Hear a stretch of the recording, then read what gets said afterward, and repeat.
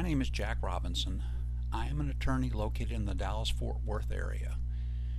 Here is some contact information for my office. I have provided my office address, my phone numbers, and my addresses on various social media sites.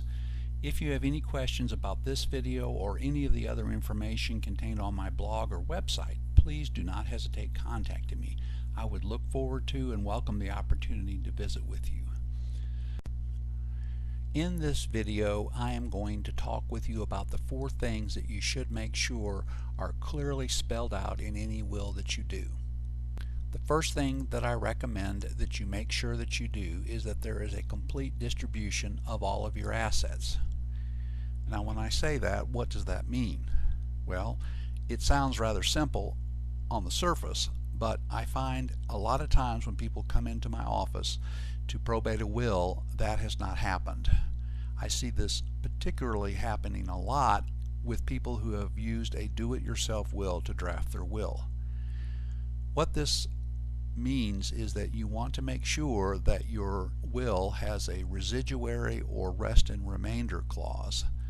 And where this is particularly important is when you make specific bequests in your will, but you do not mention what happens to the rest of the assets in your will.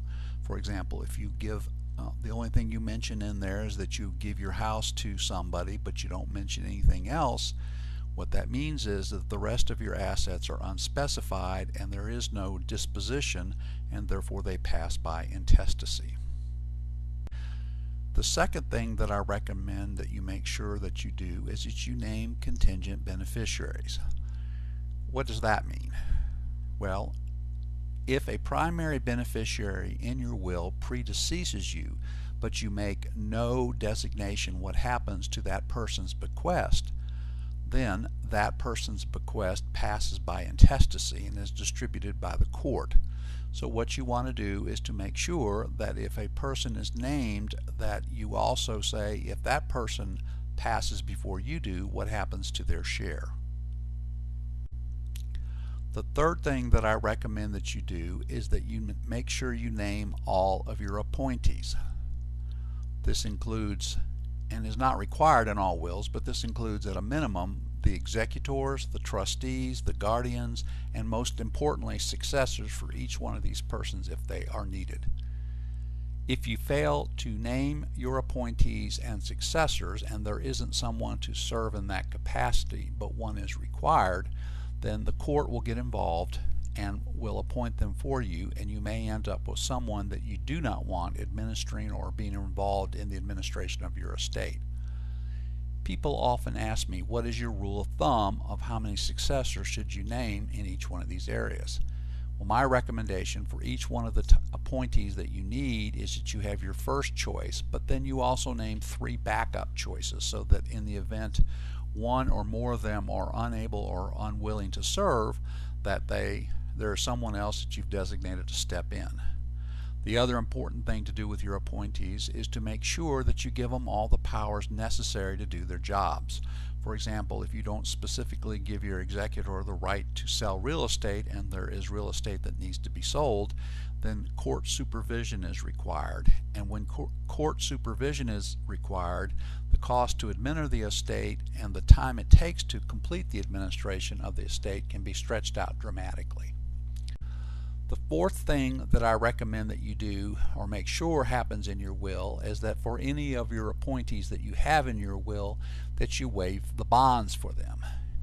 What does that mean? Well, statutorily, many of the appointees that are required would have a bond unless the bonds are specifically waived. Therefore, in your will, you want to make sure for each one of your appointees that you state that if a bond would be required, that you are waiving that requirement. If you don't waive that requirement, then the court is required to make each one of your appointees post the necessary bond. Typically, that equals the value of your estate. Obviously, depending on the size of your estate, the cost of these bonds is very expensive. Even more important, particularly during these difficult economic times, bond companies, there aren't many bond companies who post or write these kind of bonds, so they're hard to find. Finally, the cost to pay for the bond comes out of your estate, and therefore it can take away the value of your estate that you would want to go to one of your beneficiaries. When people come see me with a will that has problems, unfortunately it makes probating the will very, very expensive. Another issue that happens is that when you have to fix things, if you're not able to get it fixed independently, then it requires court intervention, which means it's going to be more expensive, and they lose control.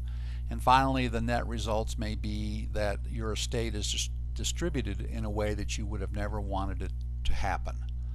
I tell people when they're deciding to get a will done, do not be penny wise and pound foolish. Saving money on a do-it-yourself will may cost the people that you want to get the benefit of your estate a lot of money in fixing the problems.